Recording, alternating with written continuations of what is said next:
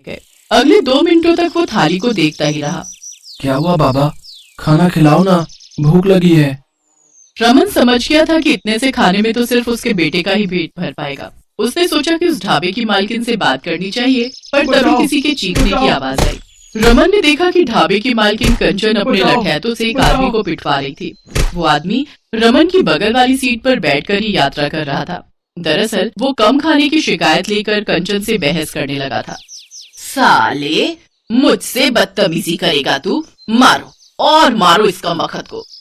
रमन समझ गया था कि इस वीरान और सुनसान जगह पर कंचन से सीधी टक्कर नहीं ली जा सकती, लेकिन फिर कुछ सोचकर वो कंचन के पास गया और हाथ जोड़कर बोला, अब दीदी इन्हें छोड़ दो, इनकी तरफ से मैं माफी मांगता हूँ। बताओ, एक तो इतने जंगल और वीराने में दीदी हम सबको खाना खिला रही हैं, और ऊपर से आप लोग हैं कि खाने में नखरे दिखा रहे हैं। अरे आप सबको तो इनका शुक्रिया अदा करना चाहिए भाई। 50 रुपए में इतना बढ़िया खाना भला कहीं मिल सकता है क्या? रमन की बातें सुनकर कंचन मुस्कुराई और उसने रमन को अपने पास बुलाया। तुम थोड़े समझदार लगते हो। हाँ दीदी, आप इन्हें जाने दो ना, ये सब तो पागल हैं। 50 रुपए देकर सोच रहे हैं कि आपका ढाबा ही खरीद लेंगे। हाँ वही तो। एक तो वैसे ही कुछ बचता नहीं 50 रुपए की थाली में, और फिर जिसे देखो वो मुझसे भिड़ने चला आता है। कंचन की बात सुनकर रमन मन ही मन उसे कोसने लगा, लेकिन उसने अपना गुस्सा चेहरे पर नहीं आने दिया और फिर मुस्कुराते हुए बोला, दीदी बात तो आपकी बिल्कुल ठीक है, पर अगर आप बुरा ना मानो तो एक बात बोलूं? हाँ बोलो, तुम भी बोलो, क्या बोलना है? मुझे लगता है कि आपको अपने ढाबे पर थोड़ा पैसा खर्च करना चाहिए। थोड़ा बढ़िया कुर्सी टेबल लगवाओ यहाँ, और फिर आपके खाने में स्वाद तो है ही। एक बार ये ढाबा शहरी रंगत में रंग जाए तो देखना, लोग शहर के होटल छोड़कर आपके यहाँ ही खाने के लिए आएंगे। फिर तो 50 क्या, अगर 200 की भी बेचोगी अपनी थाली तो भी खूब बिकेगी। वो क्या है ना, आजकल लोग खाना तो कम खा सकते हैं, लेकिन शो ऑफ उनको भरपूर चाहिए। रमन की बात सुनकर लालची कंचन की आंखों में चमक आ गई, लेकिन फिर वो कुछ सोचने लगी। तब रमन ने उससे कहा, दीदी क्या सोच रही हो, ज्यादा खर्चा नहीं आएगा। असल में मैं एक बढ़ई हूँ। वैसे तो मैं एक कुर्सी टेबल के सेट के 5000 लेता हूँ, लेकिन आपके लिए बस 3000 का रेट लगाऊंगा।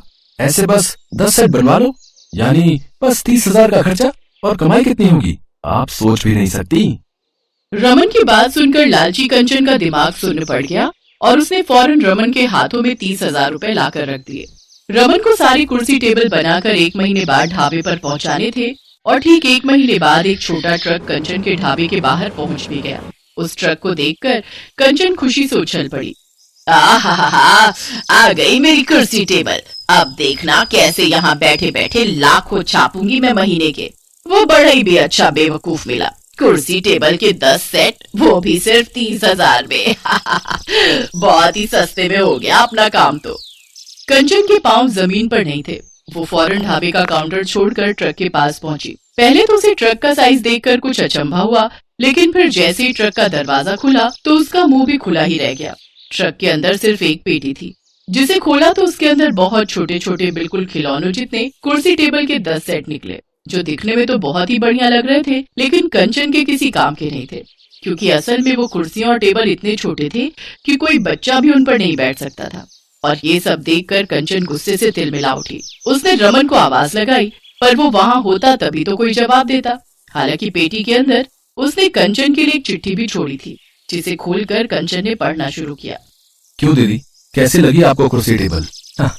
वैसे आपकी थाली के हिसाब से तो कुर्सी टेबल का साइज ठीक ही रहेगा। बाकी आप देख लेना, अगर काम चलता हो तो चलाना, वरना फिर से बनवा लेना, दिक्कत कहाँ है। ठीक है दीदी, राम राम। कंचन के पास गुस्सा पी जाने के सिवाय और कोई चारा नहीं था, क्योंकि अब ना तो रमन उसकी पहुंच में था और ना ही उसके 30,000।